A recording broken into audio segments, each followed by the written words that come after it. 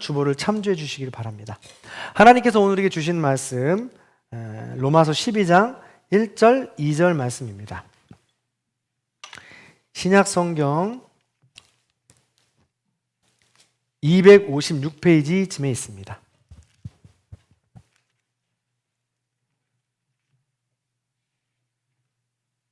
다 찾으신 줄 알고 합독하겠습니다. 그러므로 형제들아 내가 하나님의 모든 자비하심으로 너희를 권하노니 너희 몸을 하나님이 기뻐하시는 거룩한 산 제물로 드리라. 이는 너희가 드릴 영적 예배니라. 너희는 이 세대를 본받지 말고 오직 마음을 새롭게 함으로 변화를 받아 하나님의 선하시고 기뻐하시고 온전하신 뜻이 무엇인지 분별하도록 하라. 아멘. 믿음의 고백을 하나님께 올려드립니다. 하나님 좋습니다. 감사합니다. 사랑합니다. 하나님이 하시면 무엇인지 다 이루어집니다. 하나님 좋습니다. 감사합니다. 사랑합니다. 하나님이 하시면 무엇인지 다 이루어집니다. 하나님 좋습니다. 감사합니다. 사랑합니다. 하나님이 하시면 무엇인지 다 이루어집니다. 아멘. 하나님께 영광의 박수 올려드리겠습니다. 네, 오늘은 말씀을 시작하기 전에 좀 해야 될 것들이 많은데 가장 먼저 말씀 후에 우리가 함께 나눌 찬양을 배워보는 시간을 갖도록 하겠습니다. 처음 들어보시는 분도 있을 것 같아서 이 찬양을 먼저 함께 배워보고 말씀을 나누도록 하겠습니다. 제목은 내가 매일 해야 하는 말입니다. 이 찬양이 아니고 말씀 후에 할 찬양, 내가 매일 해야 하는 말, 우리 찬양 함께 배워보겠습니다.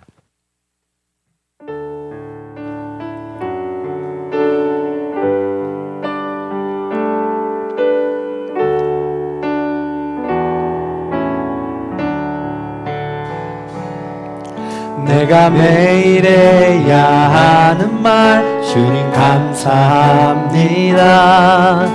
이 고백할 때의 모든 불평 다 사라지네. 내가 매일 해야 하는 말 주님 사랑합니다. 이 고백할 때의 모든 공허함 사라지네. 내가 기억해야 하는 것 주 날 사랑하시네. 이 세상 그 무엇도 그 사랑 끊지 못해. 내가 연약하고 부족해 매일 넘어질 때도 더 기억이 여기사 나를 더욱 사랑하. 처음부터 다시 한번 내가 매일 둘, 셋. 내가 매일 해야 하는 말 주님 감사합니다. 이 고백할 때의 모든 불평 다 사라지네.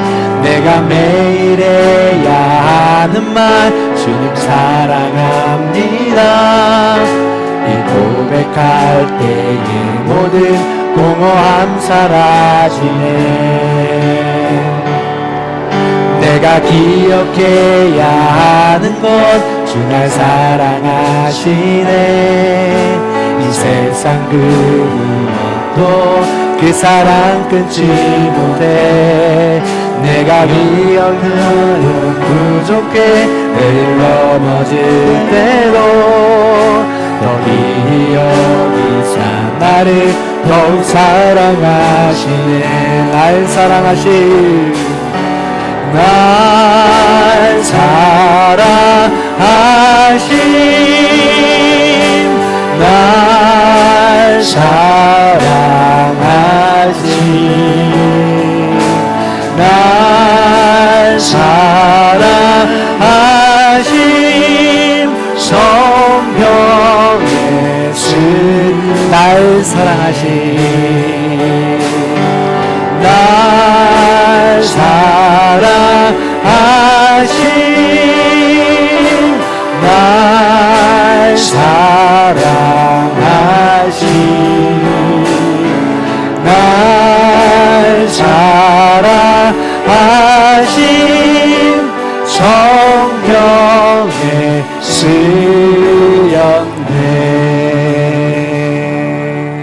여기까지 이렇게 하겠습니다. 네, 감사합니다.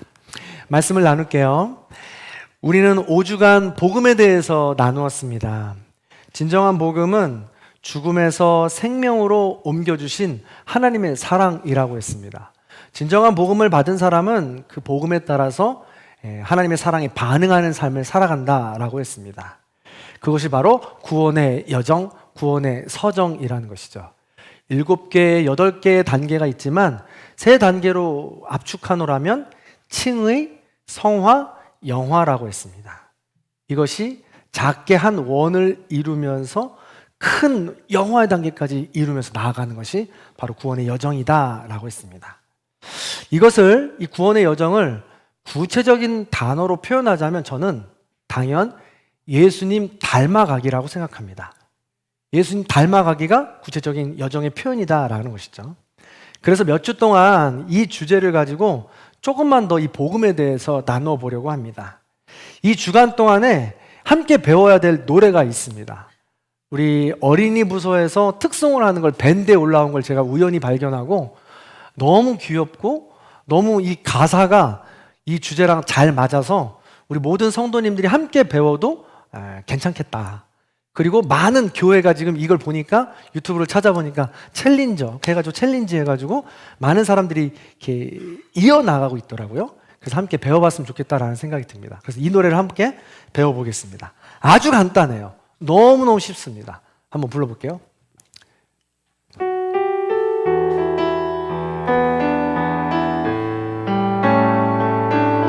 위에 2단만 배우는 거예요. 너와 나의 모습이 예수님 닮아 너와 나의 모습이 예수님 닮아 하루 이틀 매일매일 지날 때마다 더 닮아가길 원해요. 한 번 더. 너와 나의 모습이 예수님 닮아 너와 나의 모습이 예수님 닮아 하루 이틀 매일매일 지날 때마다 더 닮아가길 원해. 한 번 더. 너와 나의 모습이 너와 나의 모습이 예수님 닮아 너와 나의 모습이 예수님 닮아 하루 이틀 매일매일 지날 때마다 더 닮아가길 원해요. 한 번 더. 마지막. 너와 나의 모습이 예수님 닮아 너와 나의 모습이 예수님 닮아 하루 이틀 매일매일 지날 때마다 더 닮아가길 원해요. 이렇게 하는 거래요. 저도 이제 한참 열심히 배웠는데 예전처럼 몸이 안 따라주는 것 같아요. 이게 부드럽게 나아가야 되는데 박자가 잘 안 맞아요. 그래서 어색하지만 함께 우리가 몇 주 동안 배워보면서 나눠보도록 하겠습니다. 이 주제랑 너무 잘 맞거든요. 그래서 한마음 축제 때도 다 같이 한번 해봤으면 좋겠는데 응원 팀장님들께 좀 부탁드려 봅니다. 같이 배워주시면 좋겠어요. 네, 그래요. 이렇게 예수를 닮아가는 것이 중요한 의미가 있습니다. 구원의 여정, 서정이니까요. 그렇다면 예수 닮기는 어떻게 살아야 할까? 오늘 말씀을 통해서 조금 더 구체적으로 나눠보려고 합니다. 자, 오늘 말씀 1절의 말씀을 한번 같이 읽어볼게요. 읽습니다. 시작. 그러므로 내가 하나님의 모든 자비하심으로 너희를 권하노니 너희 몸을 하나님이 기뻐하시는 거룩한 산 제물로 드리라. 아멘. 성경에서 그러므로 라는 단어는 굉장히 중요한 단어입니다. 그래서 그러므로 라는 단어가 나왔을 땐 앞에 있는 모든 내용들을 정리해주고 한 번 더 집약해서 설명해줘요. 그래서 반복되는 내용들을 더 마음판에 새길 수 있죠. 그래서 머리로 인정하고 행동으로 보여줄 것을 요청하는 접속사가 바로 그러므로입니다. 그래서 성경을 열심히 읽으시는 분들은 이 그러므로 라는 단어를 늘 유심히 살펴보시면 큰 은혜가 될 것입니다. 그렇다면 그러므로의 앞에 나와 있는 내용은 무엇이었을까라는 겁니다. 1절이 요약하죠. 보면 형제들아 내가 하나님의 모든 자비하심으로 너희를 권한다 라고 했는데 여기서 내가는 바울입니다. 바울. 그리고 하나님의 모든 자비하심으로 너희를 권한다라고 이야기합니다.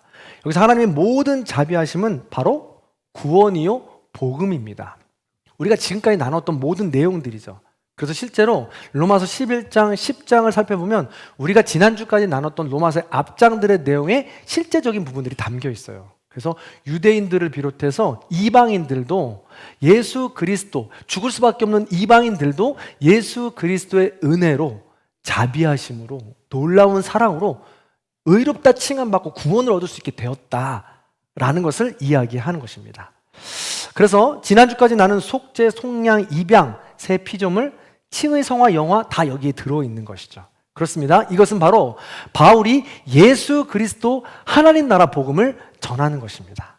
그렇다면 복음을 받았으니까 바울은 그 다음에 단계도 안내하는 거예요. 그럼 복음을 받았으면 어떻게 살아야 될까라는 것이죠.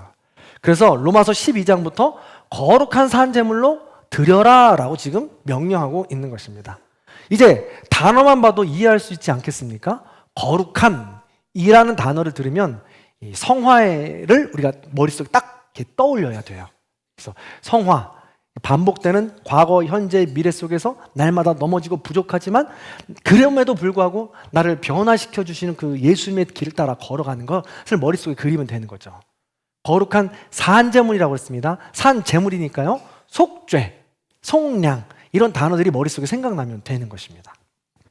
그래서 단어만 봐도 이렇게 생각나는 것인데요. 근데 이게 굉장히 놀라운 표현입니다. 근데 이게 사실은 이 산제물이라는 단어가 맞지 않는 표현입니다. 왜냐하면 제물은 죽여서 드리는 것이기 때문에 그렇습니다. 그런데 죽여서 드리는 것이 제물인데 산제물로 드린다니까 지금 어폐가 안 맞는 것이죠. 그럼 이게 산제물로 드린다라는 것은 도대체 무슨 뜻일까라는 것입니다. 무슨 의미일까라는 것이죠. 산제물은요, 하나님께만 살고 거룩한 산제물을 내가 드린다라는 것은 하나님께만 살고 이제 우상이나 다른 모든 자중판의 삶으로부터는 죽겠다라는 것입니다.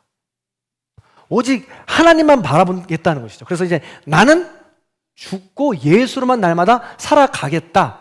그런 나의 삶을 통째로 드리겠다라는 것이 거룩한 산 제물로 드리는 삶이다라는 것이죠. 성화와 영화의 삶인 것입니다. 한번 생각해 보시기 바랍니다. 가령 이런 거예요. 이제 막 결혼하는 부부를 생각해 보시기 바랍니다. 결혼식에서 결혼 성혼 선언을 하겠죠. 신랑이 이렇게 고백합니다. 이제 나는 나의 신부 한 사람에게만 살고 세상 모든 다른 여인들에겐 죽겠습니다. 이런 표현이에요. 반대로 신부도 마찬가지죠. 이제 나는 지금 나의 옆에 있는 이 신랑 한 사람에게만 살고 세상 다른 모든 남자들에게는 죽겠습니다. 이런 표현이라는 것이죠. 근데 결혼식을 하고 났는데도 거룩한 산 제물로 드리는 삶을 살아가는 부부가 되어야 되는데 결혼식을 했음에도 불구하고 다른 남자가 보여요. 다른 여자가 보입니다. 다른 남자에게도 살아있고 다른 여자에게도 살아있어요. 그럼 그 부부, 그 가정은 어떻게 되겠습니까? 무너지는 거죠. 망가지는 거죠. 마찬가지입니다.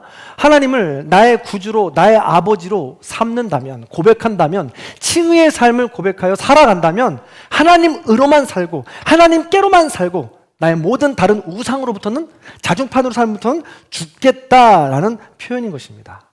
이 표현이 마찬가지죠. 신랑과 신부가 온전히 서로만을 위해 사는 것처럼 나는 죽고 예수만 사는 것이 바로 거룩한 산제물의 삶이다라는 것입니다. 그런데 생각해 보세요. 결혼식, 결혼해 보신 모든 분들 다 아시잖아요. 결혼식하고 부부 생활이 늘 핑크빛만 있던가요? 하나님을 나의 구주로 삼는다고 해서 우리 삶 가운데 고통과 역경이 없던가요? 그렇지 않습니다. 부부의 삶과 마찬가지로 하나님의 거룩한 이 성화의 삶을 걸어 나가면서도 나의 모든 옛 죄된 습성은 날마다 죽이고 하나님께 맞춰가는 것입니다. 그게 바로 훈련인 것이고, 칭의, 성화, 영화의 삶에 들어왔다는 것은 하나님께서 우리에게 안전한 그 공간을 허락해 주셨다는 것입니다. 그래서 때로는 실패하지만, 좌절하지만, 넘어지지만, 죄 가운데 있지만 그럼에도 불구하고 다시 일어나 걸어가는 것입니다. 단번에 되지 않으니 하나님께 조금씩 신부로서 맞춰가는 것이죠. 그게 바로 거룩한 산 제물이요 부부로서의 아름다운 가정을 이루는 것이 되는 것이죠. 이 훈련이 내 힘만으로 되지 않습니다. 어려워요. 그래서 도움이 필요합니다. 그래서 거룩한 산 제물의 길을 열어주신 분이 있습니다. 그분이 누굽니까? 그렇습니다. 예수 그리스도이십니다. 예수님은 겟세마네 동산에서 하나님의 뜻을 구하며 기도하셨습니다. 순종하신 것이죠. 예수님은 골고다 십자가에서 하나님에 따라 순종하며 죽으셨습니다. 그렇게 예수님은 거룩한 산 제물의 삶을 몸소 완전하게 우리에게 보여주신 것입니다. 그리고 결국 죽음을 이기시고 생명으로 승리하신 부활의 길을 열어주신 것입니다. 이것이 바로 복음인 것이죠. 그렇게 우리 모두가 복음을 받았으니 우리도 그 합당한 삶을 살라는 것입니다. 그래서 그럴까요? 여러분 가진 성경을 잘 살펴보면 조금 일찍 나왔죠? 자, 12장을 시작하는 1절 바로 위에 제목이 있어요. 제목에 뭐라고 나와 있을까요? 그렇죠. 눈치 빠르시네요. 하나님의 뜻을 분별하는 새 생활이라고 나와 있습니다. 그래요. 로마서 12장, 이 거룩한 성화의 삶을 결단하는 것이 바로 하나님의 뜻을 분별하는 새 생활이다. 신혼부부와도 같다라는 것이죠. 맞춰가는 것입니다. 그래서 이 말을 바꾸면 저는 거룩한 산 제물의 삶을 보여주신 예수 닮기다라고 이야기하는 것이죠.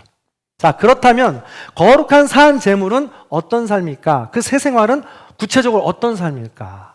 예수를 닮아간다라는 것은 과연 어떤 삶일까라는 것입니다.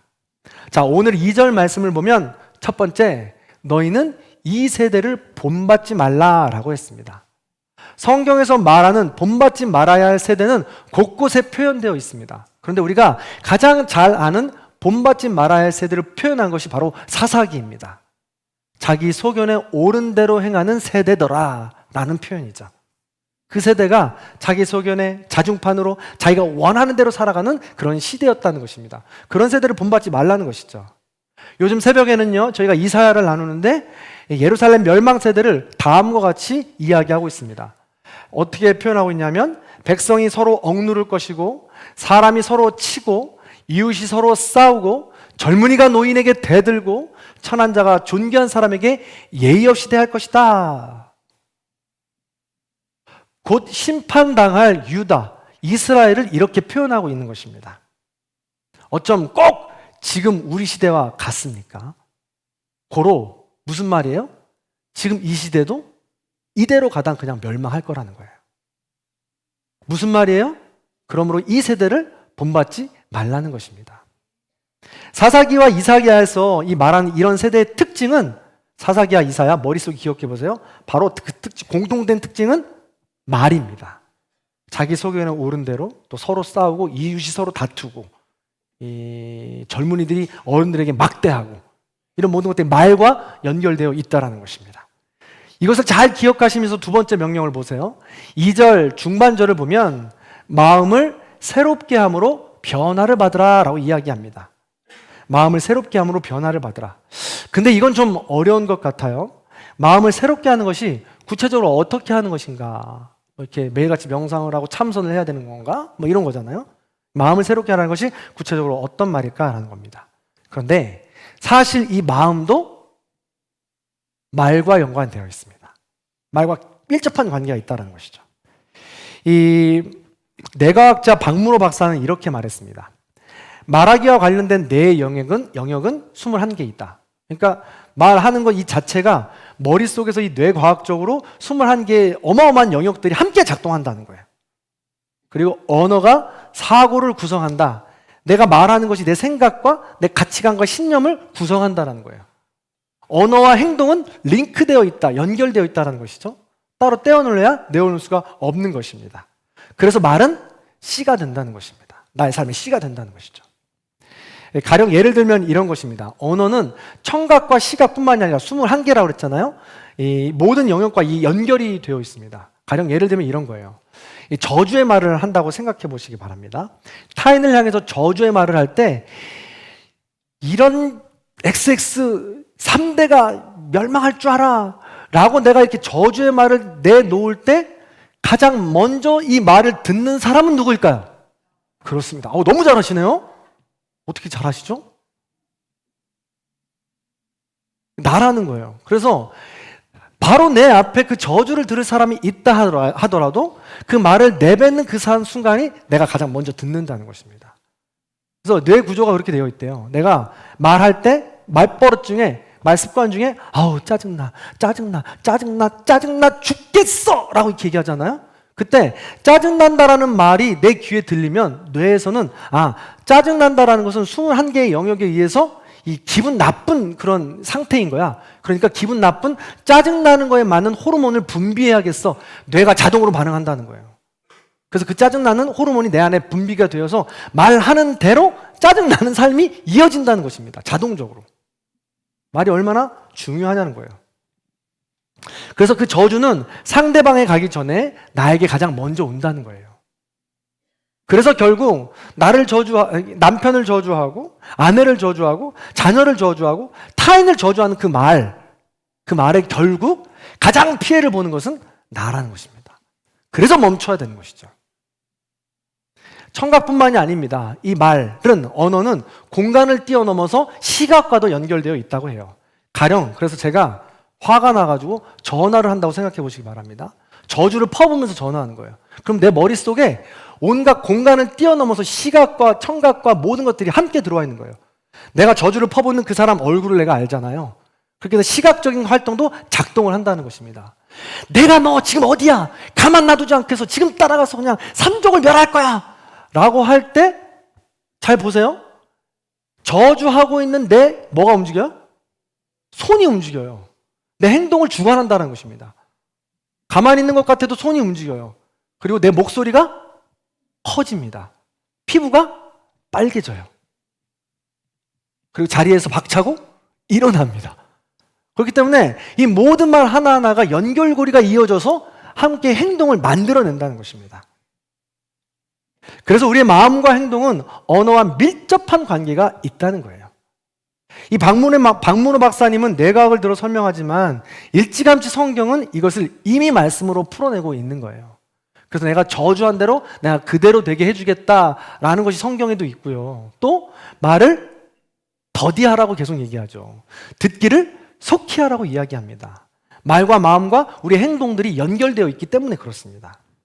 그래서 말과 마음, 말과 생명은 긴밀하게 연결이 되어 있습니다. 그래서 제가 이 잠언을 지난 시간에 새벽 기도하면서 함께 나누다가 보니까 이게 계속해서 반복되는 것이 말에 대한 주제가 새벽마다 전하니까 똑같은 말을 또 전하고 또 전하게 되는 거예요. 그래서 제가 한번 찾아봤어요. 말이라는 단어가 도대체 잠언 31장에서 몇 개나 되는가. 그래서 혀와 입술을 제외하고 말이라는 단어만 찾아보니까 총 199개가 있더라고요. 제가 세다 보니까 그냥 지쳐서 그냥 빨리 세다 보니까 빠뜨려 버릴 수도 있어요. 어쨌든 199개예요.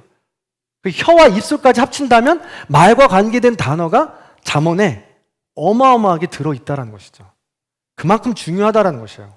자, 볼까요? 다 찾아보지 못해도 세 절만 찾아볼게요. 잠언 4장 23절에 모든 지킬 만한 것 중에 내 마음을 지키라고 합니다. 생명의 근원이 거기서 난다는 거예요. 생명의 근원이. 또 15장 4절에 온순한 혀는 생명이지만 패역한 혀는 마음을 상하게 한다고요. 다른 곳에서는 비수가 돼서 죽인다라는 표현까지 나와요. 21절 죽고 사는 것. 죽고 사는 것이 뭐예요? 생명입니다. 어디에 달렸다고요?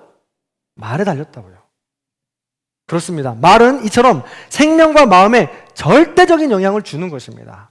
그러므로 마음을 새롭게 하는 것은 언어를 새롭게 하는 것입니다. 언어를 새롭게 하는 것이 바로 예수님을 닮아가는 것이죠. 예수님을 닮아가는 거 어떻게 될지 모르겠어요 라고 얘기하시잖아요. 그럼 말을 변화시키면 돼요. 그럼 예수님을 닮아가는 것입니다. 자, 저를 따라해 보시기 바랍니다. 예수 닮기는 언어 습관을 바꾸는 것이다. 한 번 더 통으로 읽습니다. 시작. 아멘. 그렇습니다. 자, 그렇다면 조금 더 구체적으로 어떤 말을 주로 하면 좋을까라는 것입니다. 에베소서 4장 24절에 보면 하나님을 따라 거룩함으로 새 사람을 입으라 라는 표현이 나와요. 너무 지금까지 우리가 나눈 그 표현이잖아요. 똑같은 표현이잖아요. 하나님을 따라 거룩함으로 새 사람을 입으라. 이 영화의 삶, 성화의 삶을 지금 이야기하고 있는 거예요. 전혀 다른 로마서와 다른 에베소서의 말이죠. 그래서 대단히 중요한 주제라는 것입니다. 그렇게 이야기하면서 구체적인 삶의 태도를 에베소서 4장 29절에 다음과 같이 명령하고 있어요. 자, 29절 한번 같이 읽어볼게요. 시작. 무릇 더러운 말은 너희 입 밖에도 내지 말고 오직 덕을 세우는데 소용되는 대로 선한 말을 하여 듣는 자들에게 은혜를 끼치게 하라. 아멘. 더러운 말과 선한 말을 구분해서 선한 말을 하도록 노력해야 한다고 명령하고 있습니다. 더러운 말은 세 번역으로 하면 나쁜 말이에요. 그래서 나쁜 말은 에베소서 4장 31절에 바로 또 설명하고 있는데 악독, 노함, 분냄, 떠드는 것, 비방하는 것이라고 표현하고 있습니다. 다시 한번요. 악독, 노함, 분냄, 떠드는 것, 비방하는 것. 대부분의 사람들이 이 5가지에 속해 있죠. 그런데 이 5가지에도 속하지 않은 그 분들도 계십니다. 근데 좀 자유하거나 안전하진 않아요. 왜냐하면 잠언에 이런 말씀이 기록되어 있기 때문에 그렇습니다. 제가 이 말씀을 발견하고 깜짝 놀랐는데요. 잠언 26장 18절 19절을 세 번역으로 한번 읽어보도록 하겠습니다. 같이 읽어볼게요. 시작. 횃불 던지고 화살을 쏘아서 사람을 죽이는 미친 사람이 있다. 이웃을 속이고도 농담도 못하냐? 하고 말하는 사람도 그러하다. 이 말 우리 너무 자주 하잖아요. 농담이야. 농담도 못해? 아유, 밴댕이 소갈딱지 같아서 그냥. 이런 말 너무 자주 하잖아요, 우리. 저희 집에서도 그런 말 자주 하지 않습니까? 애들이랑 장난치다가 장난의 수위가 높아서 결국 울어요. 그러면 아빠가 농담한 건데, 아유, 그것도 못 받아들이냐 이렇게 하면서 많이 하잖아요. 횃불 던져놓고 화살 쏴놓고 농담이야. 그 사람 불 맞아서 죽고 있는데 화살 맞아가지고 지금 죽고 있는데 농담이야. 아유, 그것도 우리가 이런 말을 너무 자주 한다는 거예요. 그렇기 때문에 선한 말과 나쁜 말을 분별할 때 우리의 이 기준들이 좀 더 예민할 수 있어야 된다라는 것이죠. 그래서 우리 속담에도 나오잖아요. 무심코 던진 돌에 개구리가 맞아 죽는다고요. 저는 농담을 좋아합니다. 농담이 없어서는 그 집단의 공동체가 화기애애하지가 않아요. 농담을 해야 할 필요가 있습니다. 그러나 농담에도 선과 격이 있습니다. 상대방과 깊은 유대감으로 농담의 수위를 조절하는 것이 선을 지키는 지혜입니다. 그게 능력이에요. 상대방의 장점을 찾아서 높여주면서 농담하는 것이 격을 높이는 농담이요 지혜입니다. 대부분의 많은 유머는요, 나를 깎아내리든가 상대방을 깎아내려서 웃습니다. 근데 거기엔 상처밖에 안 남아요. 그게 횃불이고 그게 화살이라니까요. 그런 위험을 벗어나기 위해선 농담할 때 선과 격을 지켜서 함께 즐거워할 수 있는 훈련이 되어야 된다는 것입니다. 그래서 그런 선과 격이 있는 농담은 공동체 분위기를 높일 뿐만 아니라 자신도 높아집니다. 주변에 사람이 많아집니다. 그를 통해 쉼을 얻게 되는 것이죠. 그렇다면 선과 격이 높은 선한 말은 어떤 말일까요? 선한 말도 에베소서 4장 32절에 설명하고 있죠. 이렇게 설명합니다. 같이 읽어볼게요. 시작. 서로 친절하게 하며 불쌍히 여기며 서로 용서하기를 하나님이 그리스도 안에서 너희를 용서하심과 같이 하라. 그렇습니다. 선한 말은 친절한 말, 긍휼의 말, 용서의 말, 상대방을 배려하는 말입니다. 그 말이 사랑의 말이요, 평화의 말이요, 자유의 말이 되는 것이죠. 그 말로 내가 살고 가정이 살며 교회가 살아나는 것입니다. 어제부로 대신방을 은혜 가운데 잘 마쳤습니다. 각 가정을 방문할 때 많은 분들이 정성스럽게 준비해 주셔서 얼마나 은혜를 많이 받았는지 모릅니다. 그 가운데 제가 아직도 잊혀지지 않는 가정이 한 가정이 있습니다. 그 가정의 남편이자 이 가장은 믿음의 훈련, 신앙의 훈련을 아주 혹독하고 엄격하게 시킵니다. 자녀들에게. 믿음의 훈련을 시키면서 자녀들 가정 예배며 지금 함께 나누고 있는 성경 암송이며 다른 말 통독 같은 것도 빠짐없이 한다고 해요. 그렇게 신앙의 훈련에 자녀들과 타협이 없습니다. 그러면 자녀들은요, 불편하잖아요. 가끔은 빼놓고 싶잖아요. 가끔은 중요한 시간에 축구도 보고 싶잖아요. 그래서 불편하니까 입이 이렇게 나오는 거예요. 이렇게 입이 나와서 불평하고 불만하게 된다는 겁니다. 그러면 그 아내 집사님은 그 아이들을 이렇게 다독이는 거예요. 그 말이 어찌나 감동적인지 모릅니다. 신앙의 훈련에 힘들어하는 자녀들을 향해 이렇게 이야기해요. 얘들아, 아빠는 하나님을 진심으로 사랑하는 분이야. 그리고 아빠는 너희를 진심으로 사랑하는 아빠야. 그래서 사랑하는 하나님을 사랑하는 너희에게 어떻게 해서든 소개시켜주고 싶어서 이렇게 신앙훈련을 시키는 거야. 너희들은 얼마나 복받은 건지 모를 거야. 이렇게 이야기한 다음에 마지막 말이 압권이에요. 만약에 엄마가 다시 태어나면 엄마는 아빠 딸로 태어날 거야. 와우! 저는요, 그 자리에서 이 이야기를 듣는데 온몸에 소름이 돋았고 눈시울까지 붉어졌어요. 이 남편은요, 성공한 거예요. 아내로부터 이런 최고의 칭찬을 들었으니까요. 이 자녀들은 복받은 거예요. 신앙의 훈련은 둘째 치고라도 가정이 그렇게 서로 신뢰하고 사랑하는 부모 밑에서 자라고 있으니까요. 얼마나 복받은 가정입니까? 그래서 제가 집에 와서 살짝 물어봤죠. 자기야, 다시 태어나면 어떻게 태어나고 싶어? 분위기 확 깨는 거예요. 그래도 감사한 것은 아내로 감사했죠. 그래요. 사랑하는 성도 여러분, 선한 말로 새로운 마음을 세워나가시기 바랍니다. 선한 말로 구원의 여정을 걸어가시기 바랍니다. 선한 말로 예수님을 닮아가시길 축복합니다.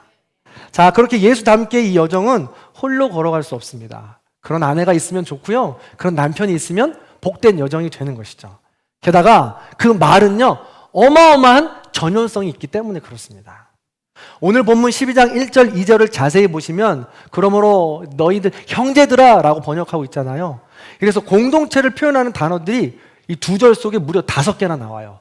형제들아, 너희라고 하면서 5번이나 나온다는 거예요. 뿐만 아닙니다. 에베소서 4장의 말씀에서도 선한 말에는 서로라는 단어와 함께 연결이 되고 있습니다. 즉, 예수 닮기 훈련은 혼자 할 수 있는 것이 아닙니다. 반드시 함께 할 수 있는 이 누군가가 필요하다는 것이죠. 그게 바로 내 아내고 내 남편인 거예요. 그렇죠. 1부 때도 잠깐 그랬었는데 이야기하고 싶어요. 지성아, 얼굴 잘생겨서 너무 감사한데 앞으로 결혼할 자매는 말을 아름답게 하는 자매를 선택하길 바랍니다. 네. 우리 결혼하지 않은 우리 청년들 그렇게 아름다운 말을 하는 남자, 여자를 만날 수 있기를 간절히 축복합니다. 네. 그러면 결혼 생활은 잠시가 아니라 끈 파풀이 될 때까지 성공할 수 있으리라 믿습니다. 네. 어디까지 얘기했죠? 네. 그래서 서로라는 말이 함께 쓰이고 있다는 것입니다. 그래서 전염성이 강하기 때문에 내가 하는 이 말이 얼마나 중요한지 우리는 깨달아야 한다는 거예요. 한 사람이 실험을 했어요. 횡단보도를 건너가다가 한산한 횡단보도입니다. 교차로 횡단보도 그 시간에 신호등이 초록색으로 바뀌기를 기다리는 사람이 있었습니다. 그때 이 실험맨이 등장을 해요. 실험맨이 등장을 해서 갑자기 저 먼 하늘을 바라봅니다. 그리고 오른손을 올려서 눈으로 바라봐요. 한참을 바라보고 있는데 신호가 초록색으로 바뀌고 많은 사람들이 오고 갑니다. 그래도 자세를 바꾸지 않고 끝까지 남아서 손을 들고 한 곳을 바라보고 있습니다. 이렇게 한참을 바라봤어요. 그럼 어떤 현상이 일어났을까요? 그렇습니다. 많은 사람이 오고 가다가 궁금하니까 한 사람, 두 사람 같이 어디를 보고 있나 그것을 바라보고 그리고 그 사람은 실험맨을 바라봅니다. 이걸 계속 반복하면서 파란불이 바뀌어도 지나가지 않고 덩달아서 같이 손을 들어서 쳐다보는 거예요. 이걸 바로 거울세포 이론이라고 합니다. 따라한다는 것이죠. 인간의 세포에는 거울처럼 다른 사람을 보면서 모방하는 기능이 탑재되어 있다는 거예요. 그래서 시각으로 보면서 배운다는 것이죠. 그래서 우리는 처음 만난 사람과 악수를 할 때 상대방이 미소를 지으면 나도 모르게 거울처럼 반사되어서 나도 미소를 짓게 됩니다. 반대로 상대방의 얼굴에 긴장한 기색이 역력할 때 나만 웃을 수 없습니다. 그래서 내 얼굴도 굳는 것을 경험하게 되는 것이죠. 아이들이 자라나면서 사회화하는 것도 마찬가지입니다. 우리 말 중에 친구 따라 강남 간다라는 말이 있습니다. 바로 여기서 나오는 것이죠. 그래서 거울세포 이론에 의하면 옆에 있는 성도님, 옆에 있는 남편, 옆에 있는 아내가 바로 내가 거울이 되어서 나를 따라하게 된다는 것입니다. 그러니 얼마나 중요한 존재들이에요. 자, 옆에 분을 보고 이렇게 인사해 보겠습니다. 제가 그렇게 중요한 사람이었군요. 다시 한번요. 남편과 아내라면 다시 한번 이야기해 보세요. 제가 그렇게 중요한 사람이었군요. 앞으로 열심히 하겠습니다. 앞으로 예수 닮겠습니다. 그래요. 말씀을 마무리하겠습니다. 복음을 받은 자로서 구원의 여정으로 살아가는 이 구체적인 삶의 변화는 예수 닮기입니다. 그 예수 닮기는 마음을 새롭게 하는 것이고요. 좀 더 구체적으로 나아가면 말을 변화시키는 것이죠. 나의 언어 생활을 변화시키는 겁니다. 그럴 때 내가 속한 공동체는 따뜻하고 사랑이 넘치는 아름다운 공동체가 되는 것이죠. 나도 살고 함께 살아가게 되는 것입니다. 며칠 전에 JTBC 뉴스에서 우연히 굉장히 아름다운 영상을 목격하게 되었는데 제가 이 영상을 보고 마지막 말씀을 마무리하도록 하겠습니다. 이 영상 함께 보겠습니다. 정말 좋아하던 아이가 한 달 전에 크게 다쳤습니다. 그리고 4번의 수술을 이겨내고 한 달 만에 다시 그리던 모션에 왔습니다. 반기일 줄 알았던 친구들이 시험 문제만 풀고 있네요. 무슨 이유가 있는 걸까요?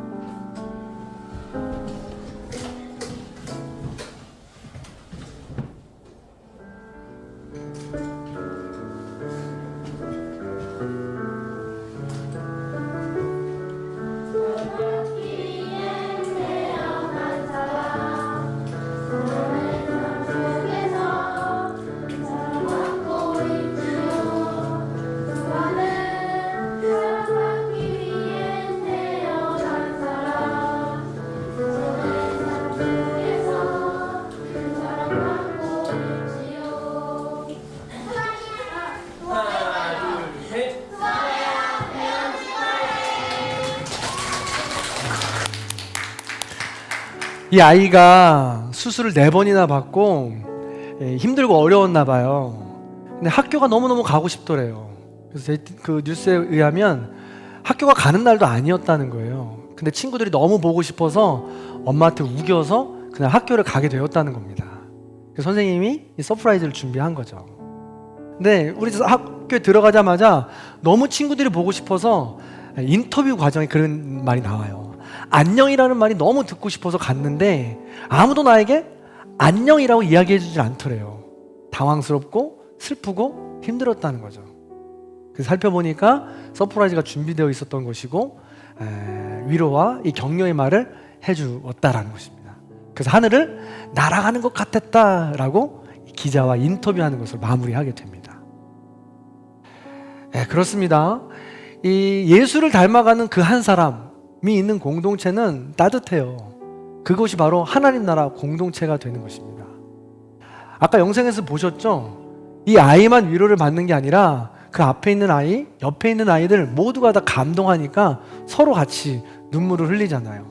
마음이 따뜻해지는 거고 마음이 열려지게 되는 거고 그 순간이 바로 예수 그리스도를 닮아가는 순간들인 겁니다. 우리가 그렇게 예수 그리스도를 닮아가는 삶을 살아가야 된다는 것입니다. 가장 먼저 내가 그렇게 사랑받는 존재라는 것을 깨달으셔야 돼요. 예수님은 오늘도 말씀하십니다.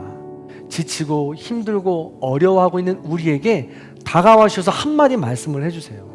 힘내라고, 괜찮다고 말이죠. 예수님은 사마리아 여인을 찾아가서 그간 공허했지? 이리 와서 물을 마셔 라고 말씀해 주셨습니다. 예수님은 가늠한 여인을 만나 그간 무서웠지? 이리 와 자유를 누려. 예수님은 뽕나무 위에 올라가 있는 삭개오를 찾아가서 말씀하십니다. 그간 외로웠지? 나와 함께 밥 먹자라고 말이죠. 이런 말씀들을 성경에서 끝나는 것이 아니라 지금 오늘 우리에게 하고 계시다고요. 그 말씀을 먼저 내가 받고 그 사랑을 받아서 나눠줄 수 있는 바이러스를 전염시킬 수 있는 저와 여러분의 삶이 다 되시기를 간절히 축원합니다. 아멘. 그 마음을 담아서 우리 이 찬양 함께 고백하겠습니다.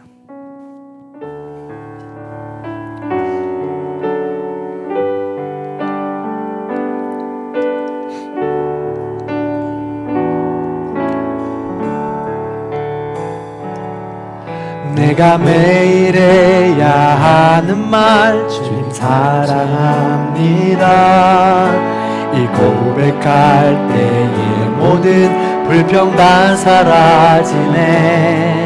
내가 매일 해야 하는 말 주님 사랑합니다. 이 고백할 때의 모든 공허함 사라지네. 내가 기억해야 하는 것 주님 날 사랑하시네. 이 세상 그 무엇도 그 사랑 끊지 못해. 내가 연약하고 부족해 매일 넘어질 때도 더 귀히 여기사 나를 동사. 우리 처음부터 다시 한번 찬양합니다. 내가 매일 해야 하는 말, 내가 매일 해야 하는 말 주님 감사합니다. 이 고백할 때의 모든 불평 다 사라지네. 내가 매일 해야 하는 말 주님 사랑합니다. 이 고백할 때의 모든 공허한 사라지네. 내가 매일 기억해야 하는 말, 내가 기억해야 하는 말 정말 사랑하시네. 이 세상 그 무엇도 그 사랑 끊지 못해. 내가 연약하고 부족해 매일 넘어질 때도 여기 여기사 나를 더욱 사랑하시네. 날 사랑하시. 아멘. 감사합니다. 날 사랑하시. 날 사랑하신 성령의 수. 날 사랑하신 날 사랑하신 날 사랑하신 날 사랑하신 성령. 우리 옆에 사람에게 손을 펼쳐서 널 사랑하신 널 사랑 널 사랑하신 널 사랑하신 널 사랑하신 한 번 더 널 사랑하신 널 사랑 널 사랑하신 널 사랑하신 널 사랑하신 성령. 가슴에 손을 얹고 찬양합니다. 날 사랑 날 사랑하신 날 사랑하신 날 사랑하신 우리 눈 감고 찬양합니다. 날 사랑 날 사랑하신 날 사랑하신 날 사랑하신 날 사랑하신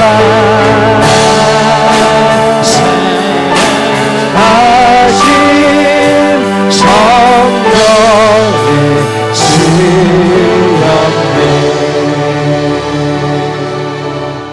날 사랑하신 날 사랑하신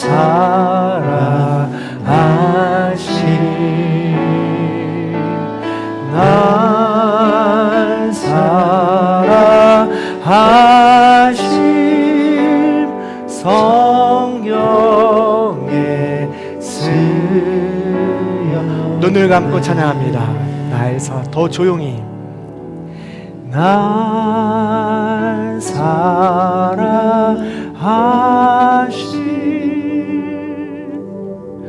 날 사랑하신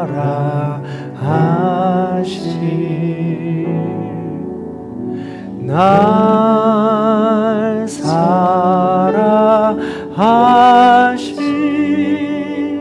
성령의. 가족끼리 앉았다면 옆에 남편을, 아내의 손, 자녀의 손을 잡아주십시오. 날 사랑하심. 널 사랑하신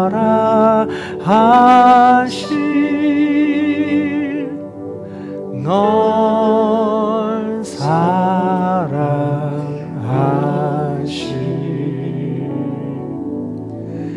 널 사랑하신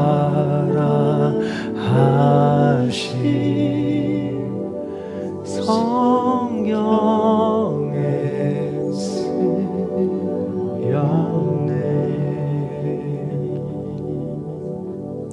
사랑이 많으신 하나님 감사합니다. 죽을 수밖에 없는 우리를 사랑한다고 불러주시고 거룩함으로, 구원으로, 복음으로 이르게 하심을 감사드립니다. 여전히 주님을 닮아가겠노라고 고백하고 노력하지만 우리 언어의 삶을 돌아보면 나를 자책하고 타인을 저주하며 타인에 대한 불평과 불만이 가득할 때가 있습니다. 그런 우리를 불쌍히 여겨 주시옵소서. 그럼에도 불구하고 나를 사랑하신다고, 나를 영원히 기다려 주시겠다고 말씀해 주신 놀라운 하나님의 그 언어, 그 놀라운 사랑의 말씀을 마음판에 새길 수 있도록 인도하여 주옵소서. 그 사랑의 말씀만 바라보게 하여 주시옵소서. 그 사랑의 말씀으로 나의 마음을 날마다 새롭게 하고 변화를 받아 나아갈 수 있도록 도와주시옵소서. 그렇게 새롭게 변화되는 과정을 통하여 조금씩 예수를 닮아가기 원합니다. 조금씩 나의 언어 생활들이 변화되기 원합니다. 그렇게 변화된 삶을 통하여 우리 가정이 나를 통하여 변화될 수 있도록 도와주시옵소서.